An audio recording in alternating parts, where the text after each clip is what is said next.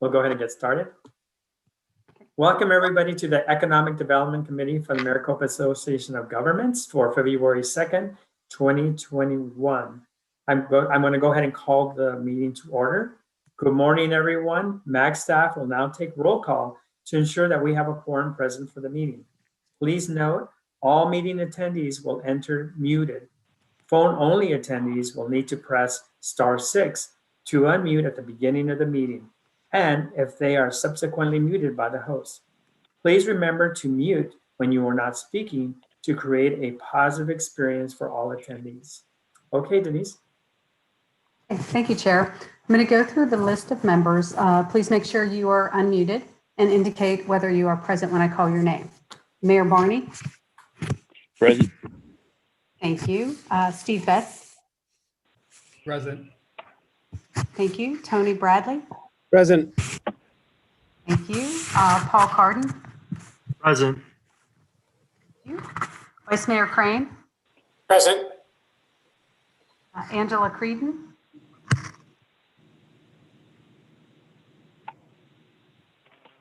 Superintendent Donovan. Present. Thank you. Vice Mayor Edwards.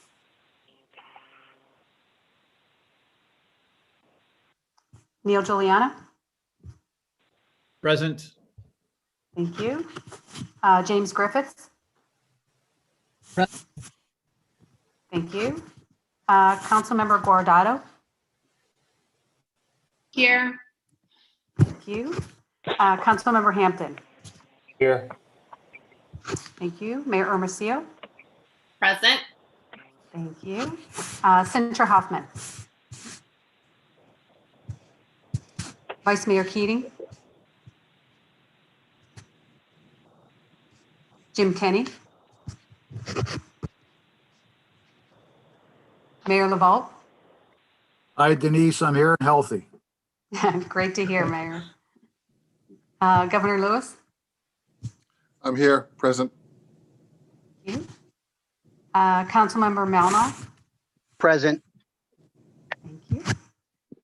Councilmember McMahon. Mayor Osborne. I'm present. Oh, Present. thank you, Councilmember, and thank you, Mayor. Mayor Ortega.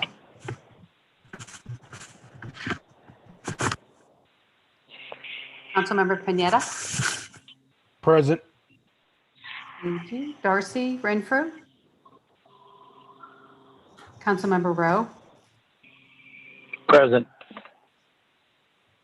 Thank you. Todd Sanders. Present. Thank you. Mark Sanders. Present. Thank you. And Supervisor Sellers. Councilmember September.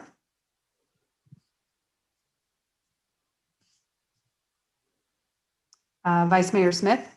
Here. Thank you. Daniel Spitza. Here. Marisa Walker.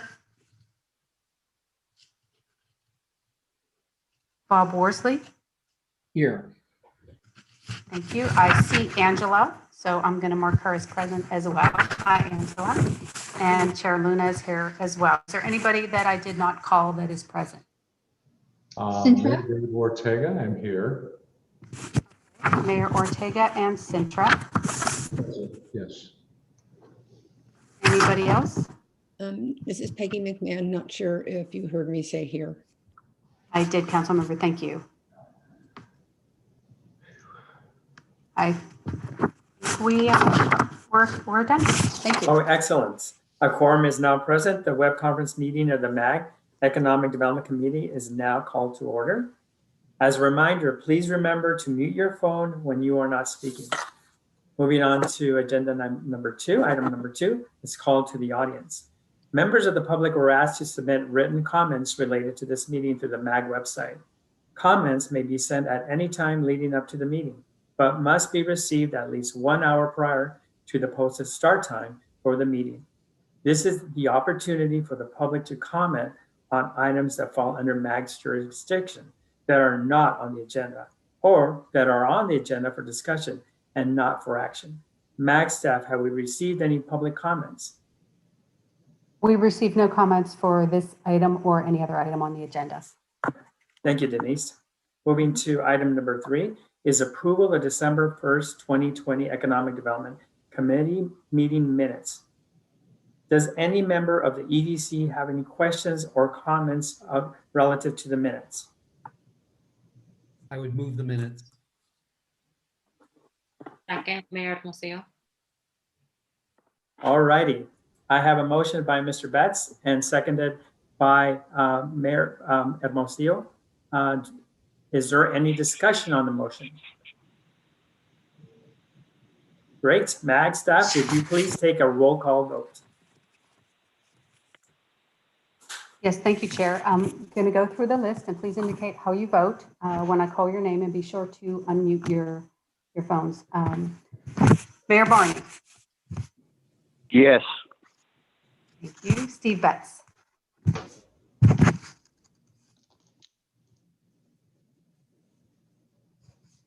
Tony Bradley. Aye.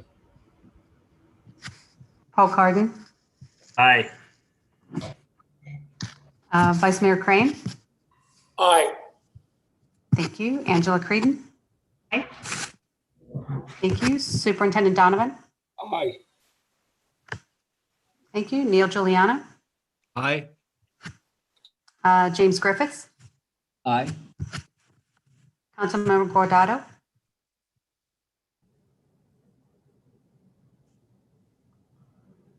Councilmember Guardado, how do you vote? Muted. Okay, come back to her. Councilmember Hampton. Aye. Thank you. Mayor Hermosillo. Aye. Thank you. Centra Hoffman. Aye. Thank you. Vice Mayor Keating. Mayor LaVault. Yes. Thank you. Governor Lewis. Aye. Thank you. Councilmember Melba. I'm sorry. Councilmember Melnar. Yes. Thank you. Councilmember McMahon. Yes. Thank you. Mayor Orsborn. Aye. Thank you. Mayor Ortega. Yes. Thank you. Councilmember Pineda. Aye. Thank you. Councilmember Rowe. Yes. Thank you. Yes. Mark Sanders. Yes. Todd Sanders. Yes. Thank you. Councilmember September. Vice Mayor Smith. Yes. Daniel Spitza. Yes. Marisa Walker.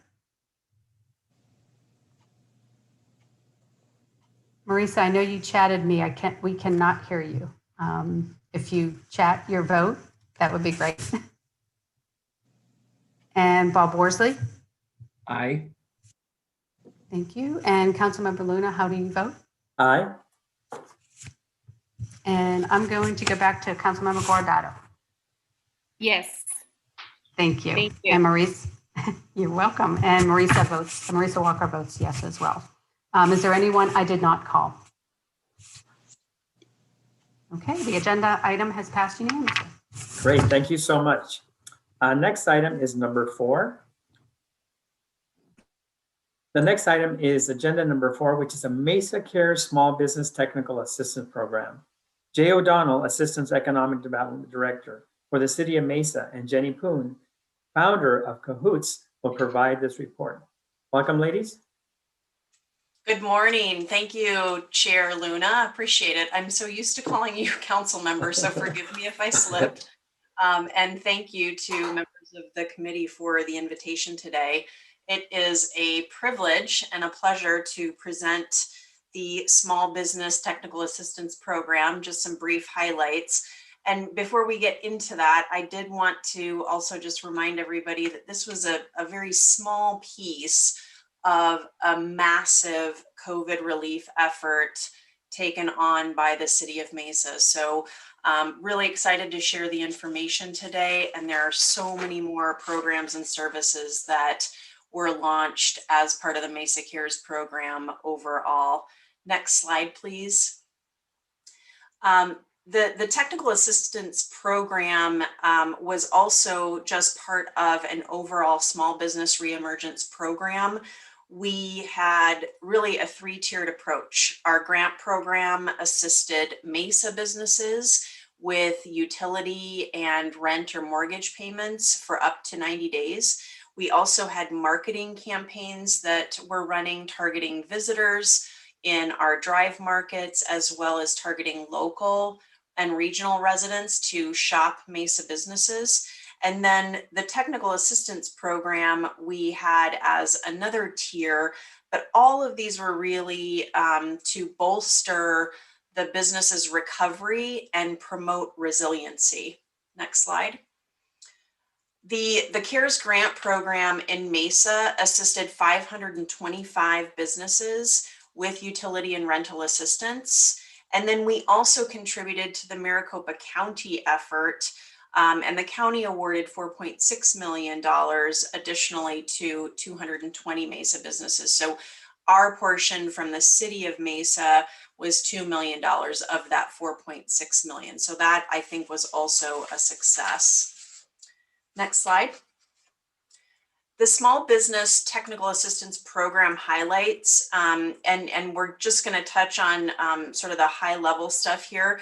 I think it's pretty miraculous that government in general was able to rally together and put together a program. We actually did an RFP with a very broad scope of work, and then awarded different contracts, but then we implemented this program in basically a 6-month time period. So we partnered with 12 local nonprofits to deliver just over $1 million in technical assistance to 250 businesses. We delivered 3,300 hours of one-on-one assistance, and we produced more than 70 webinars in key areas that the businesses said they needed help with. Next slide. We also provided PPE to 94 of those 250 businesses. We helped over 60 businesses with signage, COVID-related signage. Much of it was basically to advertise that the businesses were still open during the pandemic, because many consumers thought that the businesses had already closed and were not open.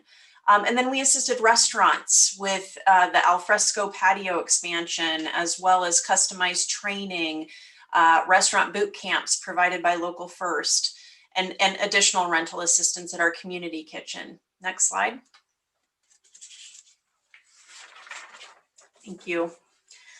A major theme that we encountered when we initially surveyed our businesses at the onset of COVID was this idea or reality of the digital divide that exists with small businesses, both in terms of digital marketing and understanding digital marketing, as well as just basic computer literacy. And this was evident even in our financial assistance grant program, where the application had to be filled out online.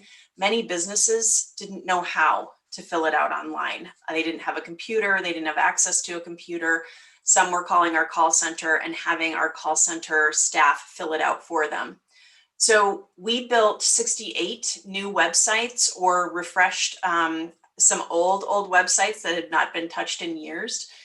We also worked with a number of businesses to put virtual tours online and increase their search engine optimization, their positioning on Google. And then we also worked with a handful of businesses for computer literacy training and Excel training. And this was very gratifying because they desperately needed the help. Next slide. As you might imagine, can you go to the next slide, please? Thank you. At some point, we really needed a solution for tracking these businesses and also communicating with these businesses and really understanding if they needed additional support or in what areas they really wanted to utilize services and programs.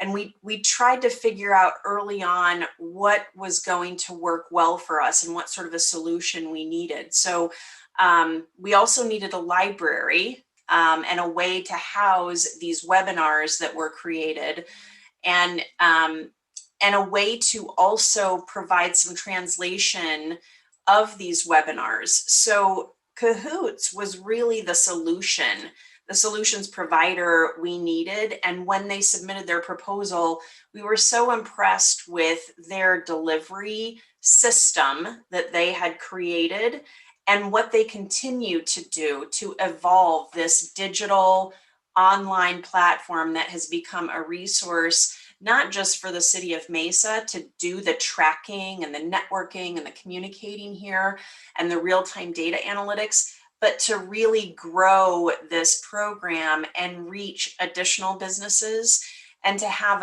an evolving system that we can use. So with that, I'm going to turn it over to Jenny Poon, who is the founder of Cahoots and was the brains of the operation, if you will. And Cahoots was really the star of the show. Jenny? Thank you so much. Hi, everyone. Thank you so much for having me and taking the time to listen to what we've done in Mesa. And we're excited to continually share and improve what we've been building. But I want to give you a quick overview. So if you don't know Cahoots is a co-working space, and we've been around for over a decade, the first co-working space in Phoenix. And we've really been working on supporting entrepreneurs for the last decade, from webinars that we've been running, boot camps and incubator type programs, and then just day-to-day support as businesses navigate growing their business and launching it. So when the pandemic hit, we saw all of our businesses impacted, and that got us running and thinking about how do we support.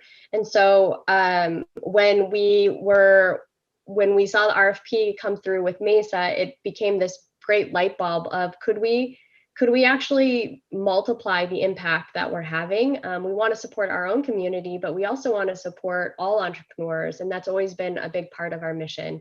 And so we had already started building this platform for our own community and basically reached out to Jay and said, would this make sense to make it citywide and be a resource for all entrepreneurs across the city? And so what is in this platform is a digital library space. So all of the webinars that were held throughout this program were loaded in here. We know that entrepreneurs oftentimes are only dealing with the challenges they're in front of right now. So they're putting out fires all the time. And so looking at what is the most relevant thing to one entrepreneur might be very different for others. And so it was important for us to be able to have a house for learning in the future as businesses navigate through their different stages of needs. And so we built this library that's easily searchable. Another big piece, as Jay was mentioning, is accessibility and this digital divide piece. So it was really, really important for us to build a platform that was really, really easy for people to use. We also know that a lot of people of color and communities, underrepresented communities, use digital through their phone more so than their computer. So there was a big text component to what we were doing, as well as accessibility through a mobile app. And so this became a central place where I say it's like next door, like the next door neighbor app, but for entrepreneurs. So think of like your Facebook feed combined with your LinkedIn learning place, where entrepreneurs can connect with each other on anything that they might run into, as well as a central housing place for events. So we were finding that businesses were coming on 3 to 4 times a week. And that meant that they were looking for resources. And next slide, I can jump into the data that came out of that. So okay, so now this is a dashboard.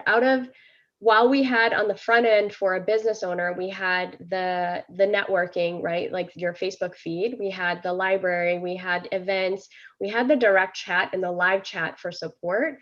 On the back end, what was happening is we were tracking all of this information. So we were able to, on onboarding, this is 350 businesses demographic view of that community. We were able to see what are the highest industries of businesses needing support right now, how long have they been in business, the number of employees, household income. This gave a really great view of of what our community looked like. And because of the efforts of the city of Mesa in bringing a lot of partners together to be a part of this, we were able to see the representation of our community actually represent the greater community, right? The entrepreneur community was representative of the city, with more than 50% of the businesses on this platform being people of color and women. And I also want to call out that we, as a part of this, we're managing technical assistance through this digital platform, which meant that no more paperwork, right? When we went to report and do administrative work, it was literally just hitting a button and sending it off to the city with whatever they needed. So next slide. I want to share the impact report. So every 30 days, we did a survey of the business owners and got at least about 30% of response rate. This gave us a good understanding of what the impact was by just having a consistent tool for them to go to and always get support. And that meant you can, I don't know if you can see, it's kind of teeny tiny, but the bar graph shows the first month, the second month, and the third month. We're continuing it on, but I haven't loaded the reporting, but it showed what had changed over time. And you could see as people got more resources, what we were measuring was, did they create jobs? Did they improve revenues? Did they lower expenses? Did they find a grant or a loan that would help their business? And so those were you could see how it scaled up as more resources were becoming available. And what also was really great is we were able to prioritize support. Oftentimes it's like that first round of PPP, everybody got it. There was no segmenting who really needed it from who didn't. And so with this, we were able to quickly see who was what we called most vulnerable, businesses that were close to closing. How could we prioritize support to those businesses immediately? And we could see that with our listing of businesses in our intake and our ongoing reporting. And the last thing I'll note about this is, selfishly, I wanted, as a daughter of immigrants, my parents navigated growing a business in their city, and there was always this fear of working with a city. And so I wanted to see if we could work on building trust with a city. And so there's this measurement that we've been doing with every month, which is, do you understand what resources the city has to offer, and do you feel comfortable coming to the city with support? That measurement allows us to, again, shift and be agile with how we approach supporting small businesses. At the beginning of this program, that number was sitting around 60–70%. Towards the end of this program, by having consistent support, that number shifted to 80 to 95% between those two questions. And again, I don't want to dig into all of the data that comes out of it, but we could see what people were using and what they weren't, what was valuable. And this would be different for every city. But because we were able to track it, now moving forward, when we have these conversations of what does 2021 programming look like for a city, how do we get involved? We get really specific and clear about what would be necessary based off of our feedback. So I want to go to the next slide, and this will be the last little piece. I know we're getting close to the end. The last slide just pulls out the screenshots of what we can see, right? What we get, the anecdotal stories that oftentimes it's hard to see when we get into a platform. So this is just a screenshot of, I think, month of October, when we were seeing a lot of that influx of support, what that feedback was from actual business owners, and then comments on how we could make adjustments and move forward. Okay. So that's it. I've left my last slide is just a link to our case study for any cities that want to learn more about what we did. You can flip to the next slide, and it has a link that you can download with our case study. And I put in a bunch of like our learnings in there. So if there's interest in learning more, happy to talk about it. So that's it for me. Is there any questions? All right. Thank you, Jay, and thank you, Jenny. It's so good to see both of you. And I'm proud that you're working in Mesa, and it's proud to have you as part of our team. So thank you so much. Are there any questions from the membership that you would like to pose to Jay or Jenny? Chairman? Yes. This is Ray Malner from Glendale. Okay, Ray. A very good presentation. My question goes more towards the last comment that was made about how does the organization that Jenny is part of get involved with another city? I mean, what are the considerations to be able to engage in other cities, and what kind of commitments does the city financially and staff-wise contribute to the process? Yeah. So this was funded out of CARES funding from the city of Mesa. We are working with Gilbert too. I think Councilman September is on here. So he was key in kicking off the Gilbert piece.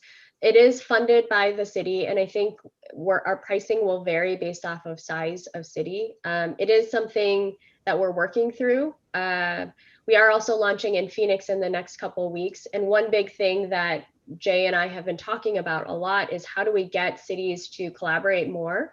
And this might be a good starting ground for building almost our own community as local municipality leaders to share information and share the support. Because if businesses are successful in Arizona as a whole, I think we're gonna win, right? And so we've been talking about how does this overlap with other cities? That's one piece in the future. The bandwidth on the city side, with Mesa, there was a lot of support. So because it was in the middle of, and Jay, feel free to jump in, because I hope I'm not over speaking, but there were case managers that were involved, and there was a team of additional support staffers that jumped on to help as temporary case managers. Now, having gone through that, I don't know if that's always necessary.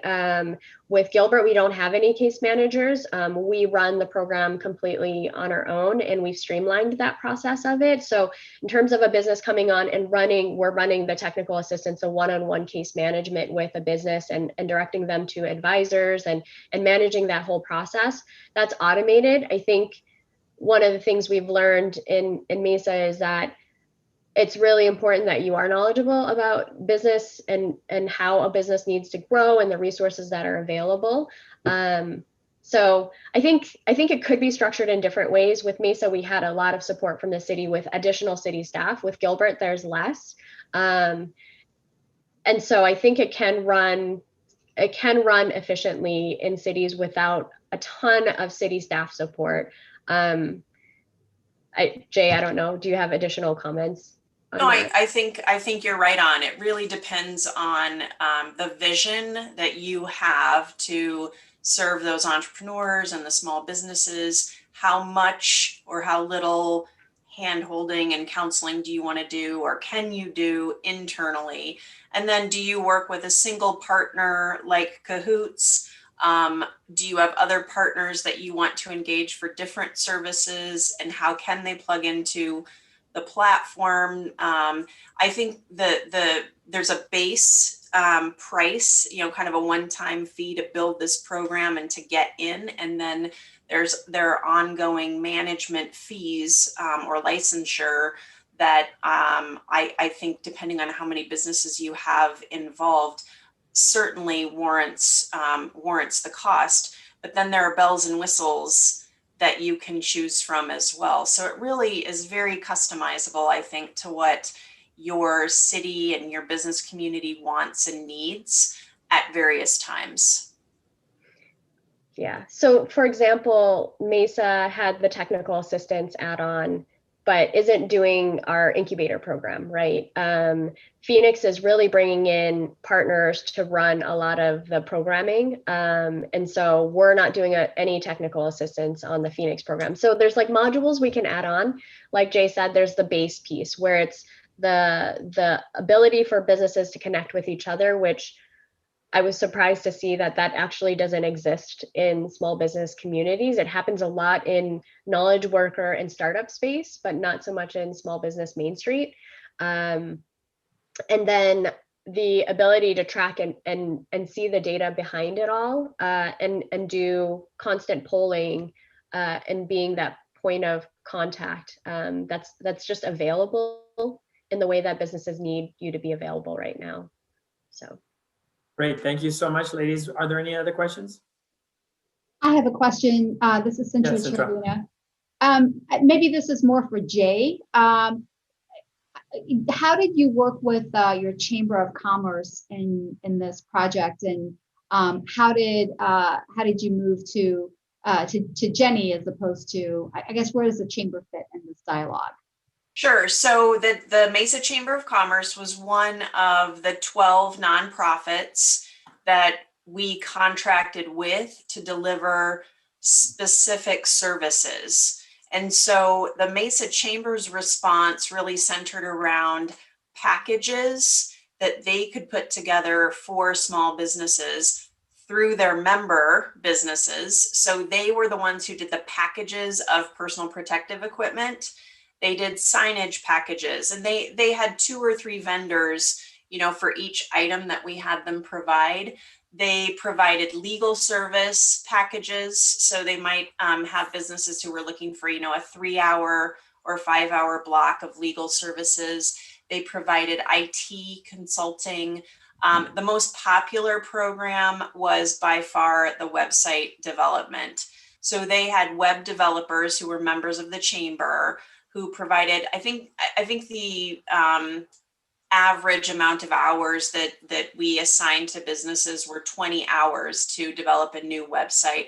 Some need a little bit more, some needed less, but there were 3 or 4 web developers in the end who were working with businesses to redevelop or build new websites. And then the same thing can be said on the East Valley Hispanic Chamber of Commerce. We partnered with them to do one-on-one consulting as well and website development, along with several other nonprofits. We knew there was going to be a large volume of companies coming to the table. Mm-hmm. And so we wanted to have multiple entities to provide specialty services that were unique to that entity, but also we had to have 2 or 3 vendors that could do website development and just to make sure we had enough bandwidth to handle the businesses that were coming forward.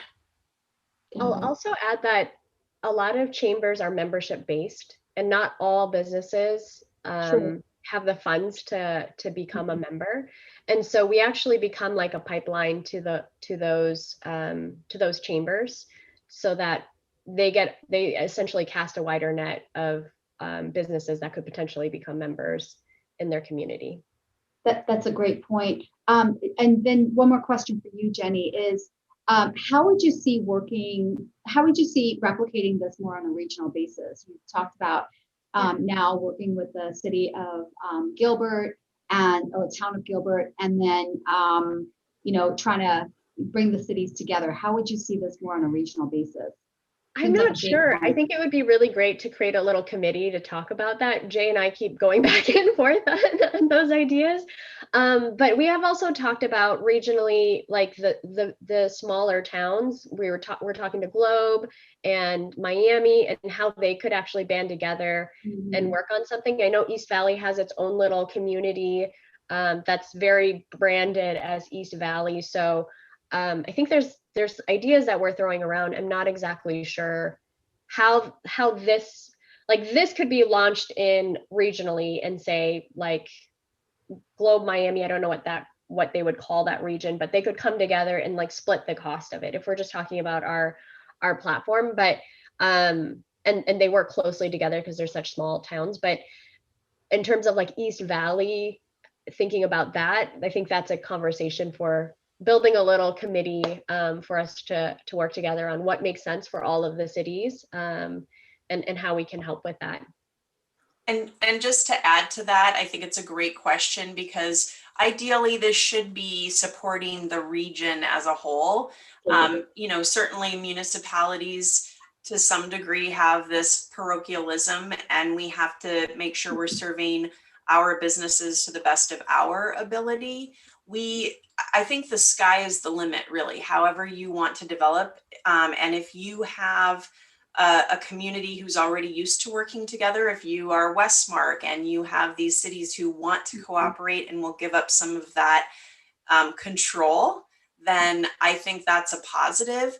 But then how do you make sure those businesses, it really is about the end user. How do you best want to serve that customer? And so if they're going to access City of Surprise Accelerator, how do you get them right there when they need it? And so the way we've talked about it in the East Valley is we can still have our own, City of Mesa filter and our own little group, but we can leverage what other cities are doing and at some point open up the platform for certain things that we're all cooperating on, like Phoenix, East Valley, Entrepreneurship Week. That's something that we can all, collectively get around and open up that platform temporarily and have everybody talk to one another and then close the gate when we want to shut it back down, so to speak. So I think it's really about what's the dream, what's the vision, and what's the best way to serve that business. Yeah, I've definitely seen, the West Valley cities work pretty tremendously together, very cohesive community. But I've definitely seen through the pandemic, the cities, the economic development folks really taking that to another level in digging in with the business community more so than in the past. Typically you work on business attraction and everybody's focused there, but really through the pandemic, I saw a lot of business retention efforts and, really that hands-on helping the businesses through it. And then Westmark assisted in terms of collecting a lot of that information and putting it on our website and on a regional page and, having those resources there. So I think there's some good bones for this. And I'm impressed with how you all did it. Thank you. Thank you, ladies, for your presentation. Obviously, there may be some more questions. If you wouldn't mind, membership is direct them to Denise, and she can give you Jay's and Jenny's contact information. I'm sure they'd be more than willing to share this project, and I appreciate their presentation today. So this item was on the agenda for information discussion only. Thank you so much.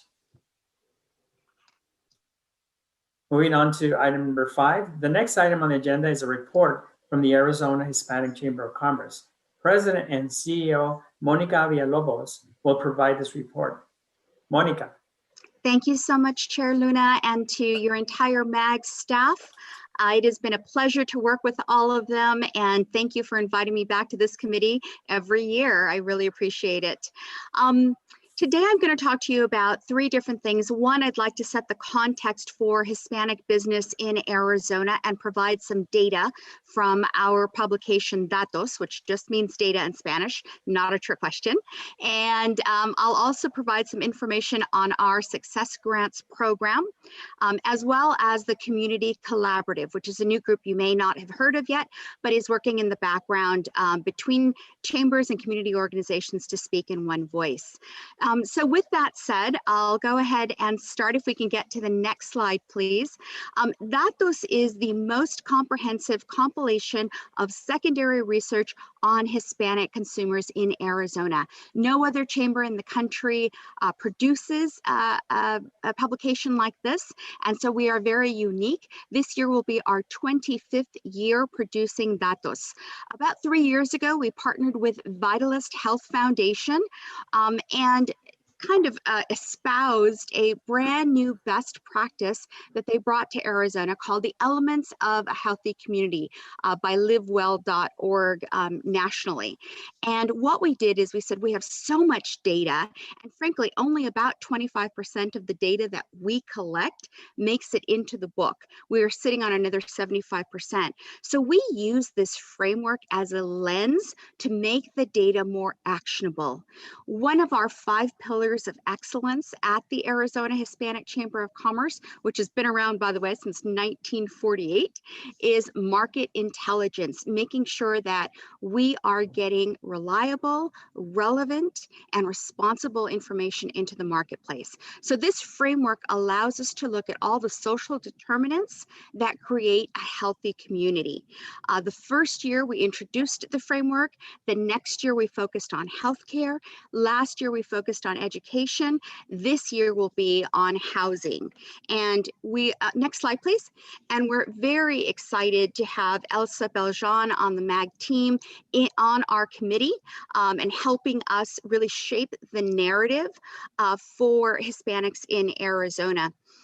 As you can see, market intelligence is very important to us. So aside from Datos and our 25th edition, which will come out this year, we also did primary research back in 2012 where we interviewed 800 minority-owned businesses in the state of Arizona.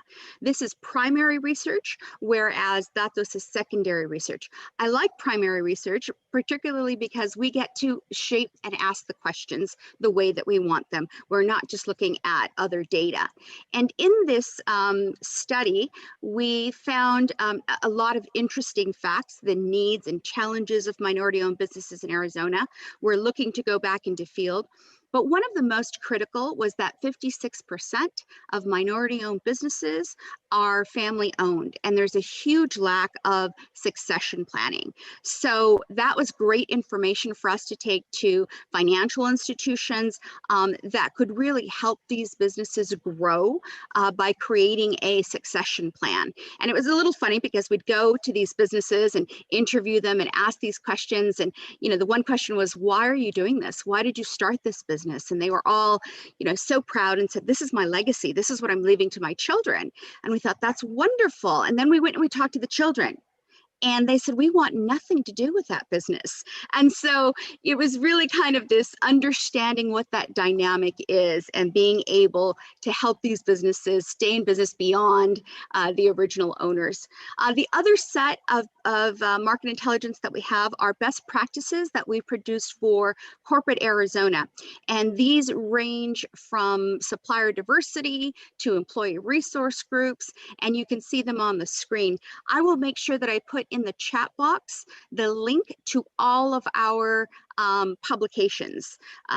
We believe in a free marketplace of ideas. We want everyone to have this information. So I'll put that in the chat box at the end of my presentation so that you all have access to it. But what I'm going to share with you, if we can go to the next slide, is some data around, sorry, let me get my slide here, some data around Hispanics here in the US as well as in Arizona. We are about 60 million strong in the US. That does not include Puerto Rico, which is about another 3.5 million, or any undocumented. The truth is that if Hispanics in the US were their own country, they would be recognized as the 25th largest of the 233 recognized countries around the globe. One of the things to really understand, to give you context, is that that's a larger population than Spain and every Latin American country except for Mexico and Brazil. And this population is about 60% US born and 40% foreign born. That has been a shift in the last 2 decades when the inverse was true. It was 40% US born and 60% foreign born. We know that they're spending about 1.7 billion in purchasing power, and that rivals the GDP of Australia and Canada. So again, growing strong. We know here in Arizona, there are over 2 million Hispanics, about 30% of the state's population, 40% of Phoenix Metro, and more than 50% of K through 12. Our state is in the top 10 of all states, with 62% growth in the Hispanic market since the year 2000. We're also contributing about $57 billion in purchasing power. So as you can see, a lot of growth, not just in number, but also in purchasing power.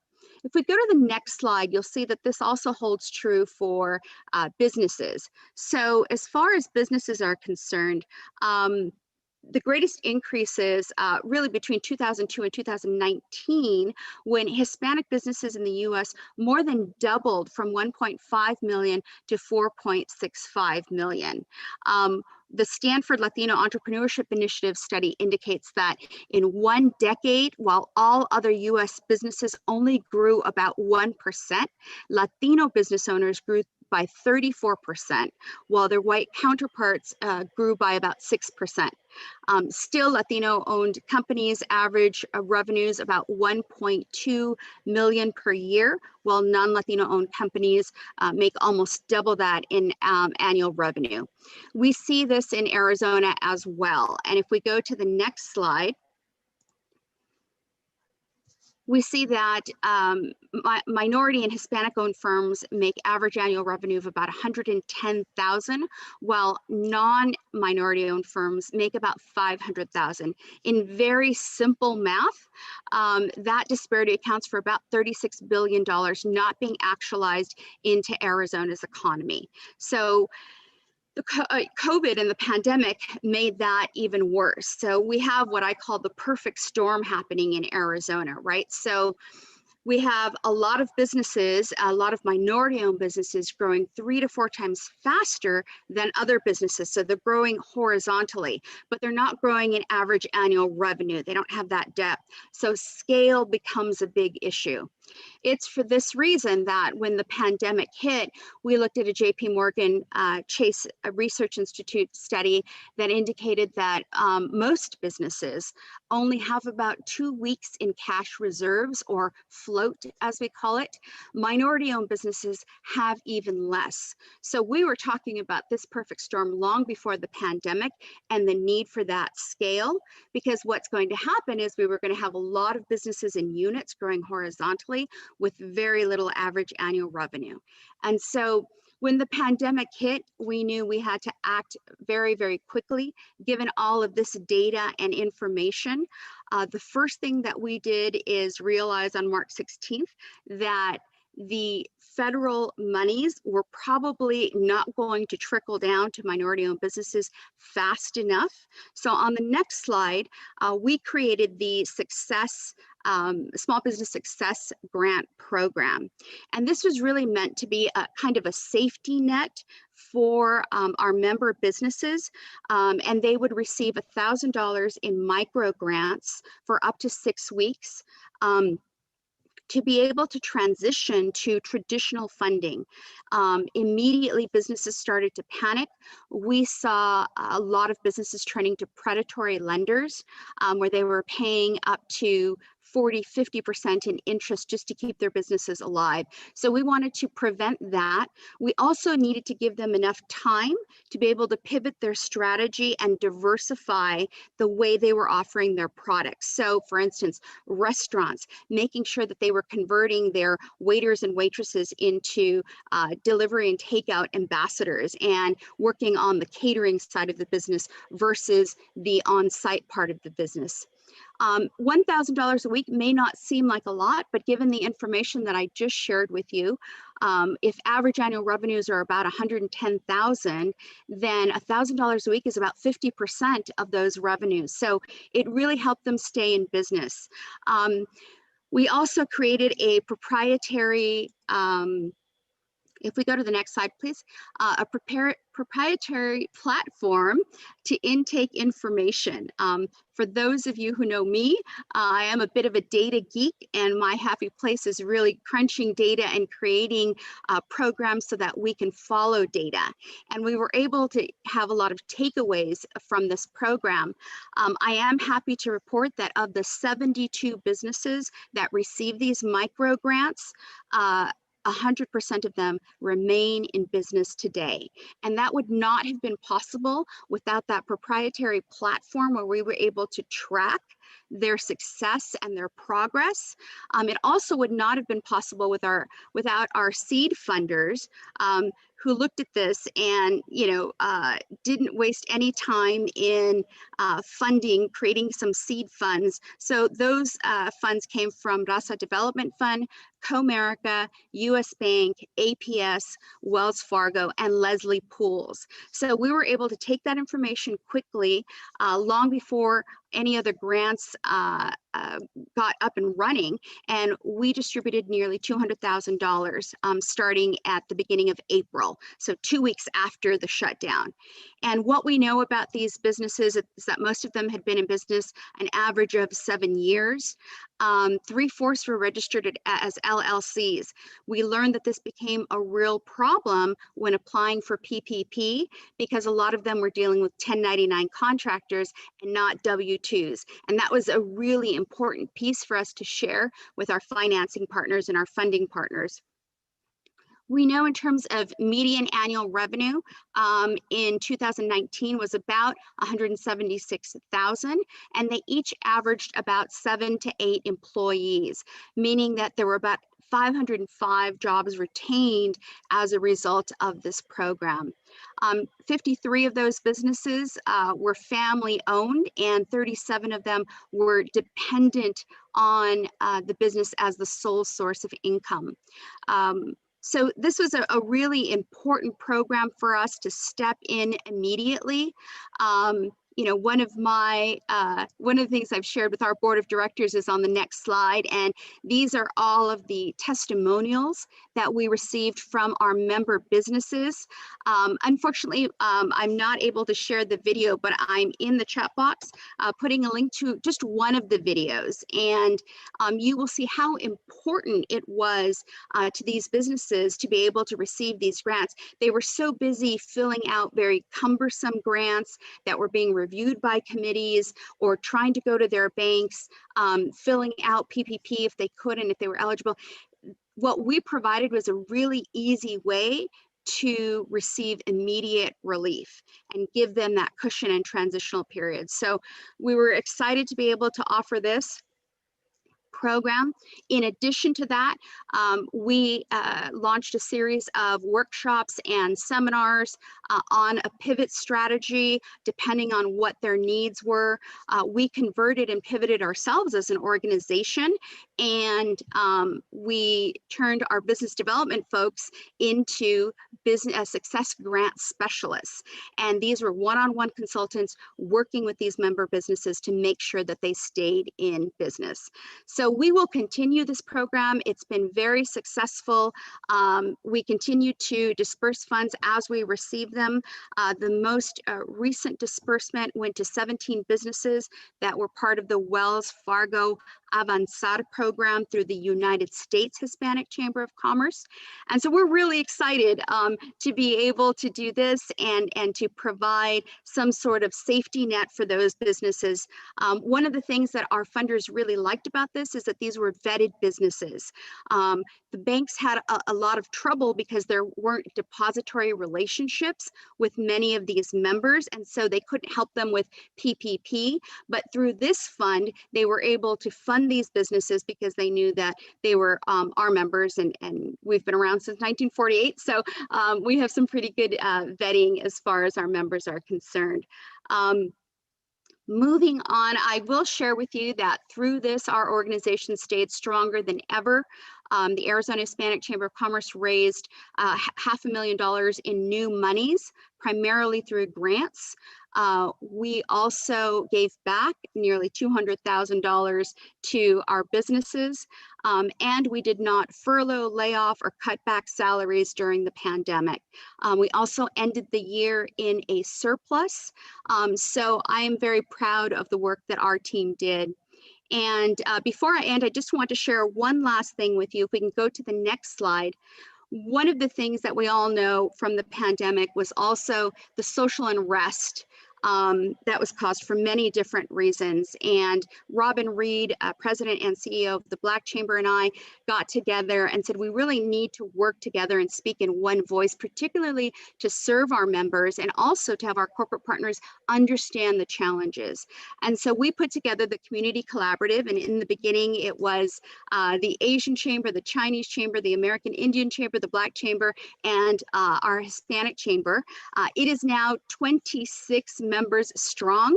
You can see who they all are. It's a very informal group, but we keep each other abreast of whether it's policy issues or programs for business members, whatever that might be.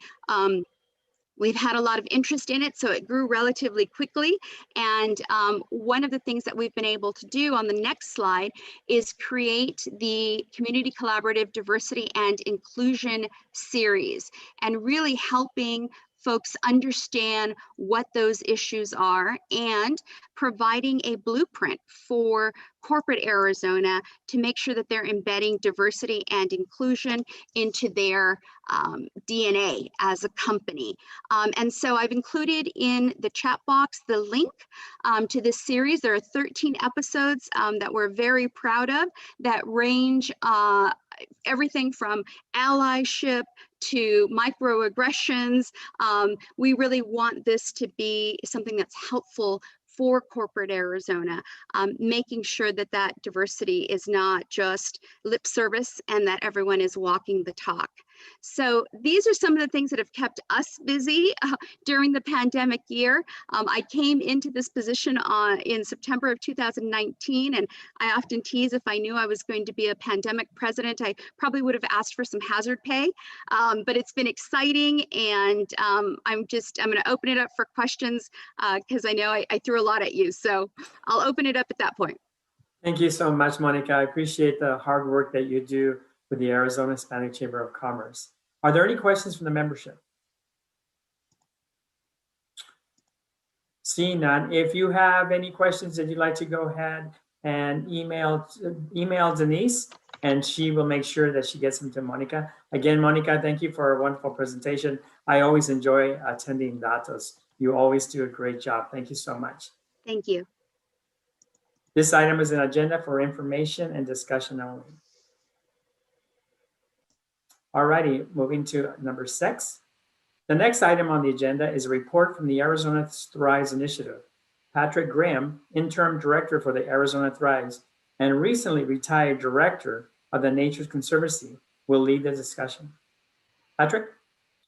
Thank you, Mr. Chairman, and welcome to the committee. A couple of great presentations. So we've got a lot of information coming at you today. Very good. I'll try to keep the pace up here. I might shorten my presentation up a little bit, given where we are in the agenda. But Arizona faces some challenges. You've heard about those. The pandemic obviously created a lot of impacts and a lot of uncertainty, but we also face some challenges as we look longer term as well, in terms of continuing to grow vibrant economy, creating healthy communities, and conserving the natural lands and waters that define this state. I'm here to talk to you about the Arizona Thrives Alliance. It's a group of communities, businesses, urban and rural, with diverse interests and a common goal in charting a path forward to help coordinate investments and mobilize action as we transition to carbon-based fuels to power our economy, to how we move, where we live and work. So with that, just a quick context, a little over 2 years ago, Prop 127 was on the ballot to put clean energy, renewable energy standards in the state constitution. It led to become the most expensive ballot measure ever in the history of Arizona, and created a lot of confusion and division. So a small group of us got together. Bill Post, the former CEO of Penn West, Kirk Adams, as he was stepping down as Governor Dusty's chief of staff, Gary Dirks from ASU, and Karen Peters, the deputy city manager for Phoenix. And we wanted to see if we could create a path forward for a clean energy in Arizona. Very quickly, next slide. We became clear to us that clean air and clean energy were inextricably linked together. Clean air is largely impacted in the metro area by the production of ozone, and ozone is a large byproduct of transportation, and the single largest sources of carbon emissions in urban areas. In fact, the United States right now is from transportation. So quickly linked together clean air, clean energy, and then the recognition that if we're going to make this transition, we needed to do it in a way that creates good jobs and a healthy Arizona. Next slide. So we pulled together lots of different interests and people from cities, from around the state, universities, businesses, and identified 8 kind of levers for clean air and clean energy. I'm not going to go through these in any detail. We can make this available to you if you have more interest in it. But a lot of it has to deal with transportation, how we power our economy in terms of our utilities, and also the built environment. Next slide. So one of the things, and I'll just use this valley as an example, is that part of the challenges that we're going to face for our economy as well as our communities in the future has to do with heat and air quality, in addition to uncertainty about water supplies. As you probably already know, the Phoenix metro area has a hottest average temperature in the nation, followed by Tucson. And we also rank 7th in terms of ozone pollution, and the 6 that are ahead of us are all to our west in California. So we do have that. One of the things you may or may not be aware of is that within the metro area, it really matters where you are.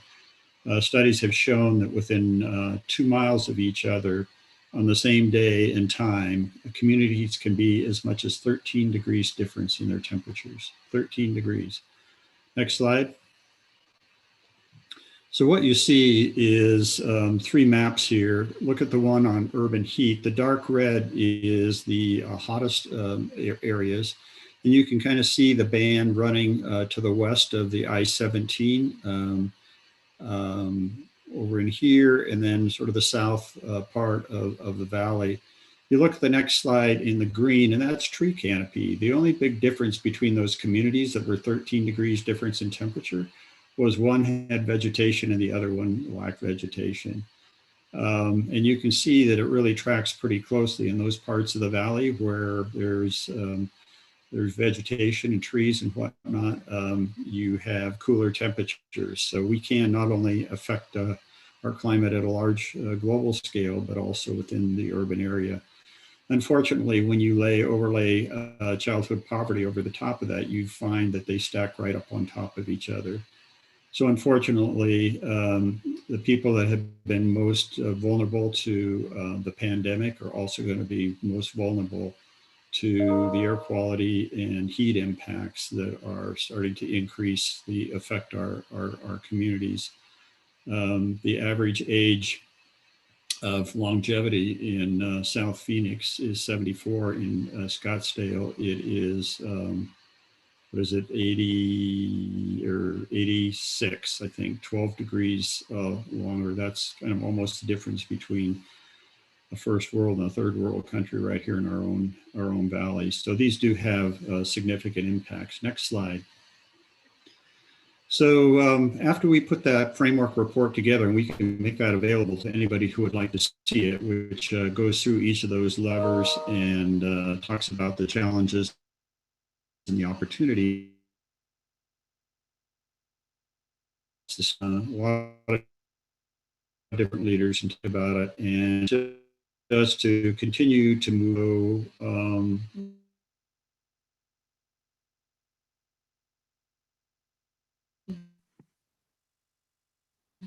we wanted to slide. Patrick? Patrick, it looks Yeah. like we're losing you. We missed a few statements that you mentioned. Oh, well, so I'm not sure where you lost me, but let's go to the next slide. Can you hear me? Yes. Yes. So this is the statewide task force that was created to help chart the path forward. It was a broad-based task force. We didn't have as much rural representation, and we had tried to get tribal representation on here, but we weren't successful in that, but are continuing to want to include and strengthen both of those elements of this effort. So one of the things that the task force recognized is that no one is responsible for this. There's no one place where these decisions get made, and there's There's really no one kind of really in charge of all of this. It's very dispersed, and that it affects our entire economy. So next slide. So what the task force developed was two goals: one on clean air, which is simply to meet our clean air standards. As you know, that the Phoenix metropolitan area is out of compliance with ozone, and by 2025, if we haven't come into compliance, there'll be additional federal requirements put on there that will hamper our economic growth as well as health. MAG is clearly way more familiar with the air quality issues than I am. The other aspect of this is clean energy, which is to put us on a path for economy-wide net zero carbon by 2050. And want to kind of emphasize two things: putting people on a path. We have to meet people where they are. Different people are in very different places. The utilities have already made these commitments and are well on their way to putting plans in place, where others are just being introduced into this. And I would point out that on the previous slide that Eric Anderson was a vital and important member of our statewide task force. And because there's so many different forums where these things occur, we the task force put together guiding principles.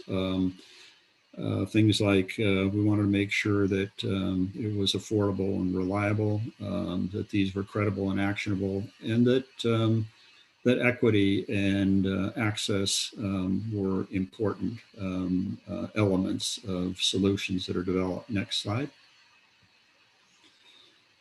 So talk a little bit about what the roles of Arizona Thrives are, the development of these priority pathways. When you think about the electrification of our transportation system, as I'm sure you are well aware, it has impacts across the economy.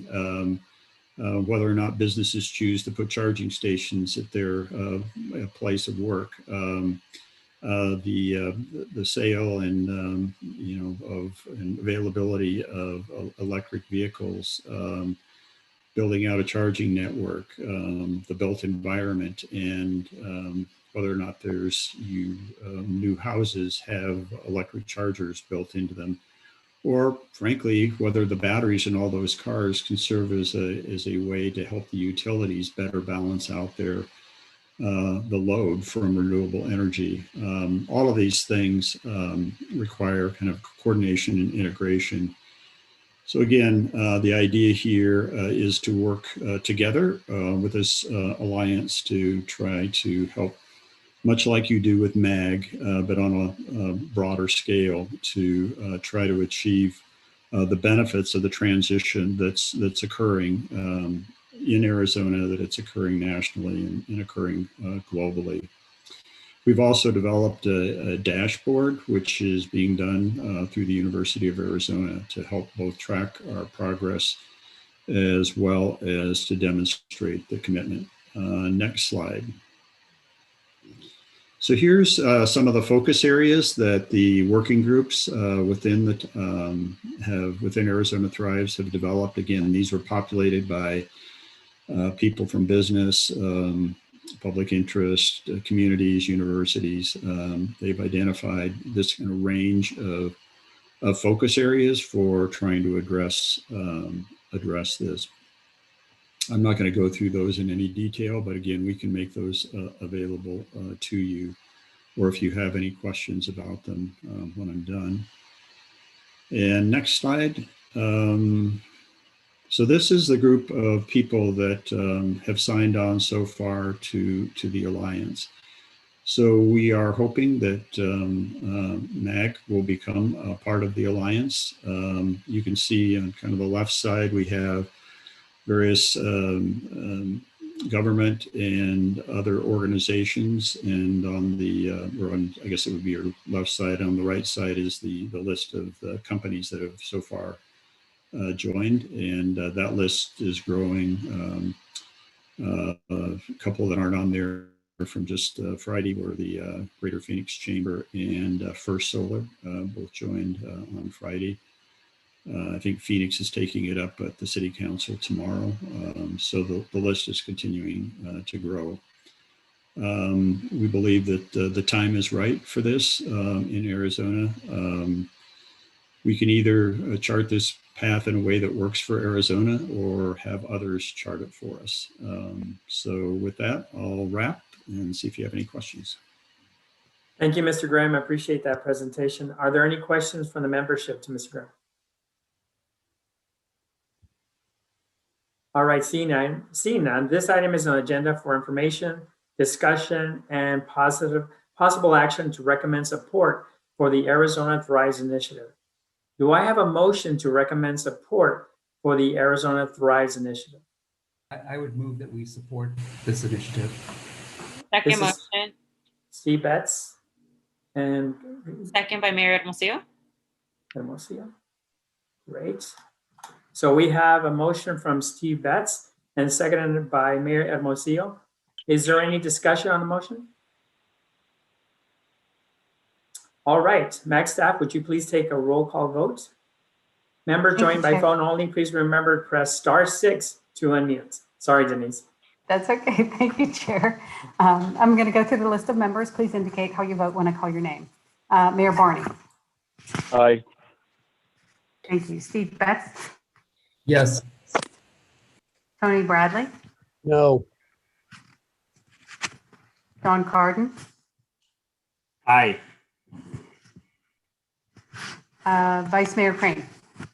Aye. Angela Creedy. Yes. Superintendent Donovan. Yes. Thank you. Neil Giuliano. Yes. Thank you. James Griffith. Yes. Thank you. Councilmember Corrigato. Yes. Thank you. Councilmember Hampton. Mayor Hermosillo. Yes. Thank you. Centra Hoffman. Yes. Thank you. Mayor LaVault. Yes. Thank you. Governor Lewis. Yes. Thank you. Councilmember Melnar. Yes. Thank you. Councilmember McMahon. Yes. Thank you. And Mayor Osborne. Yes.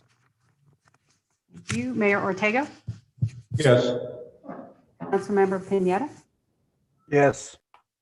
Thank you. Councilmember Rowe.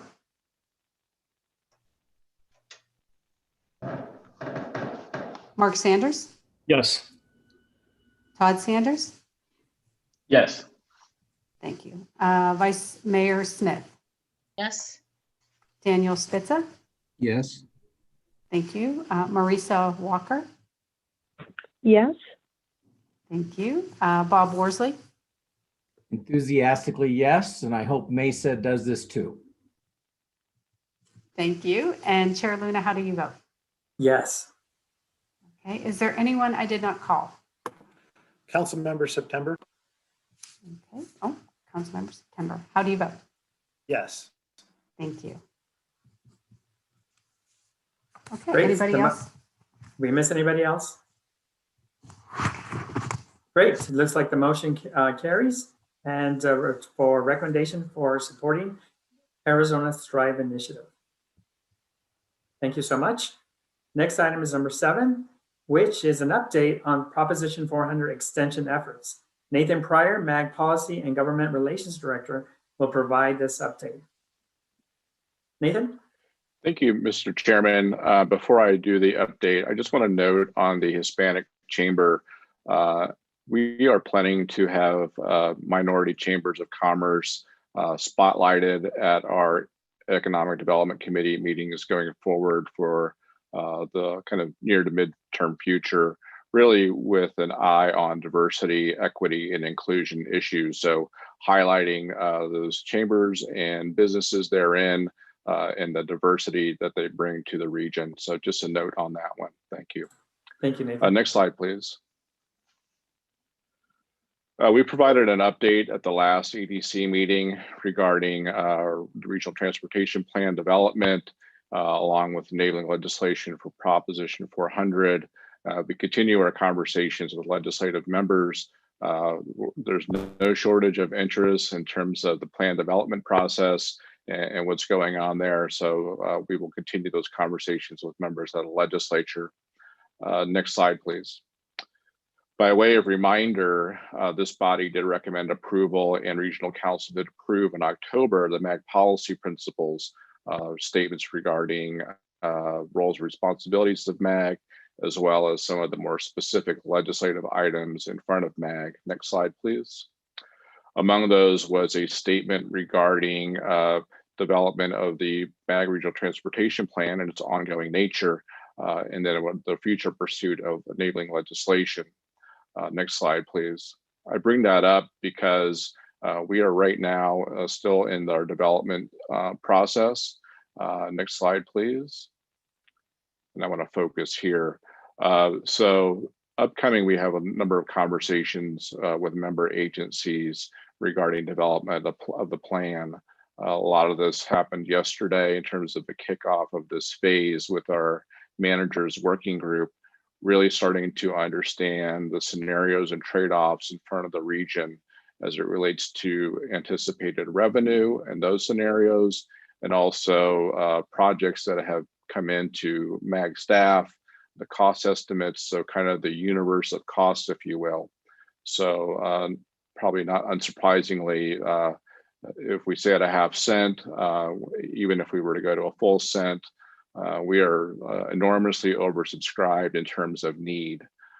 So a lot of conversations need to occur in the coming months, focusing, you can see there, leading up to that March, April, May timeframe with scenarios and trade-off analysis. A lot of conversations to have. So member agencies are informed in the decision-making leading up to the draft investment plan. Of note, also running parallel to this effort is our communication effort, including a survey that is out in the field right now. We are looking to have collected that information and hopefully distill it and bring it back in a March, April timeframe. We, for this foreseeable future, will have this item on at upcoming Economic Development Committee agendas. So we're reporting back to you the development of the RTP.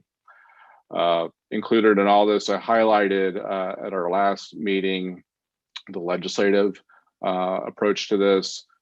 Clearly, we have a lot to go through in terms of plan development, and with that policy principle that I stated, showing the ongoing nature of our work. Our intention was not to pursue enabling legislation this session, to have our plan in hand, going to the legislature in unified voice, meaning the member agencies approaching the legislature with our need in terms of enabling legislation. We know that there has been a bill introduced as of yesterday, Senate Bill 1650, of which enabling legislation is included, among other things. We are working through that bill right now, reviewing the provisions therein and providing responses as warranted. So that's ongoing. We have been consistent in our messaging regarding not pursuing enabling legislation during this session. However, we've been consistently saying that if legislation were to happen this session, we would be in favor of having parity with the other 14 counties. What does that mean? Every other county in the state of Arizona, except for Maricopa County, has the authority to go to the voters to call a ballot up to 1 cent for transportation. We do not have that authority. So if legislation were to be run this session, that is something that we would be favorable in terms of running that legislation. Mr. Chairman, our conversations are ongoing. The legislature will provide updates to this body going forward. Really value the business community input in this, of course. And with that, I'll open it up to any questions. Thank you, Nathan. Are there any questions from the membership? Chairman, this is Councilmember Malner from Glendale. Go ahead, Ray. Can you hear me okay? Yes. Yes, just a couple of questions. What, as members of this committee, what can we do to help support Proposition 400 extension? Mr. Chairman, Council member, that's a great question. I think it's just that, I mean, if you could help with the messaging, we're aware that you are likely in conversations with members of the legislature. We want to be consistent in our messaging that we are A, in our plan development process, and B, looking to have our plan developed, and we'll have a better understanding of what the region is in terms of our needs and the trade-offs we're willing to make in terms of our investment plan going forward. Focusing on the issues of parity, if we could have the same authority as the other 14 counties, that would be helpful in the messaging as well. So, as I stated, there's a lot of interest in this. We're asking people to be patient as we go through our development process.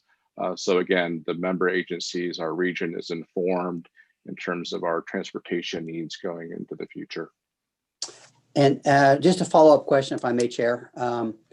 What kind of involvement should we be having with our business communities? What kind of communication, what kind of discussion about tax rates, those kind of things? Another great question, Mr. Chairman, Council member. I think the scenario analysis will start to reveal what the appetite is in terms of tax extension, potential tax increases. I know that's very unpopular.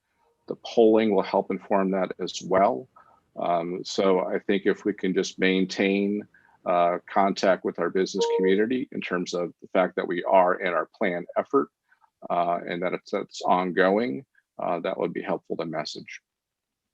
Okay, thank you. I just think it's very important that we start having discussions with our business community, because they're going to be a big part of that support in getting it passed. All righty, thank you, Councilmember Melner. Mr. Bradley. Thank you, Mr. Chairman. Nathan, 2 years ago, when the other counties, the smaller counties, were asking to join their 2.5 cents, Maricopa County, or MAG, specifically said that there was no interest in going to 1 cent. I'm very disappointed that in that reversal, that you guys contended that you only wanted the 0.5 cent all the way through, and now there seems to be a reversal of that. And I think there's going to be a lack of credibility at the legislature by making that reversal. Mr. Chairman, Mr. Bradley, we have not had a formal policy position on this, stating going above a 0.5 cent or staying at a 0.5 cent. We've been focused on our plan development effort. Be happy to follow up with you on that. Please do.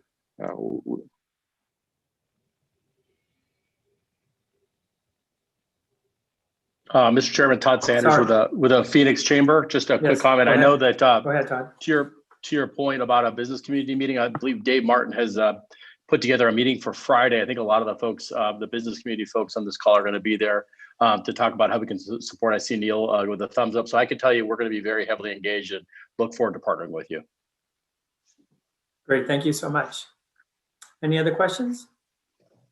All right, moving to item number 8, and that's you again, Nathan. The next item is the update on the Arizona New Mexico border zone travel. Nathan, again, and MAG Policy and Government Relations Director, will provide the update. Go ahead, Nathan. Thank you, Mr. Chairman. Just want to highlight a significant positive milestone.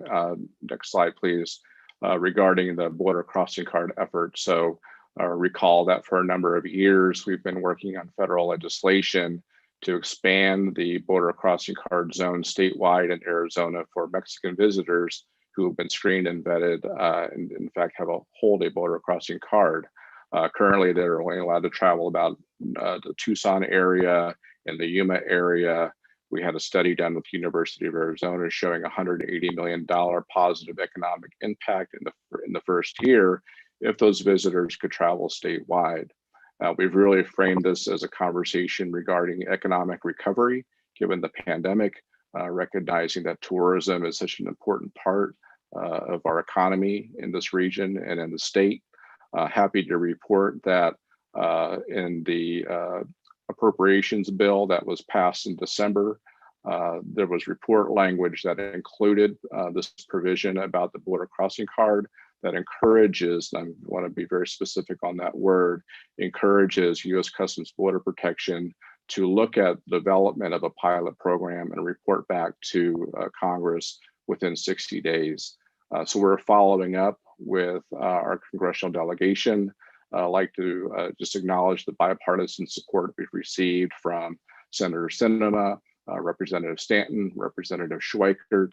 If you are having conversations with those offices, encourage you to thank them for their efforts in this and maintain the interest in terms of seeing this through to having a pilot program developed. Mr. Chairman, that concludes my presentation. I'm available for any questions. Thank you, Nathan. Are there any questions from the membership? Nathan, thank you for your hard work. I know that we have been working on this for several years. It's finally coming to fruition, and I appreciate the hard work of MAG and moving this forward. Thank you so much. Thank you. All right, item number 9, request for agenda items. Are there any requests from the membership for items or for future agendas?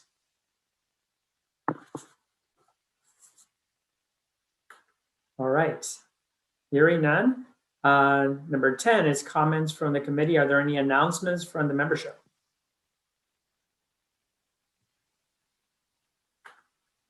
Hearing none. If you'll indulge me for a quick announcement, MAG is working with the regional partners on an initiative on ending homelessness, and a series of outreach forums are planned with diverse groups to shape regional strategies to address homelessness. Regional strategies are needed to move people from the streets to housing, and the perspective of the business community is critical in this effort. The insights from a diverse set of stakeholders valley-wide are essential to understanding this crisis. Virtual forums are planned with housing developers, business leaders, educators, and the faith community. The forums are co-hosted by the Arizona Housing Coalition, Arizona State University, Action Nexus, Maricopa Association of Governments, Maricopa County Human Services Department, Valley of the Sun United Way, and Vitalis Health Foundation. The forum for the housing and developers community is planned for February 17th from 9:30 to 11:30 a.m. And the forum for the business community will take place March 11th from 2 p.m. to 4 p.m. Both forums will be facilitated by the Arizona Town Hall. The information gathered at the forums will shape regional, coordinated efforts to end homelessness. EDC members will receive information about the forums via email. Thank you for allowing me to present that information. All righty. The meeting is now adjourned. The next meeting of the MAG Economic Development Committee will be held on April 6, 2021. Thank you all for attending and your participation. See you then.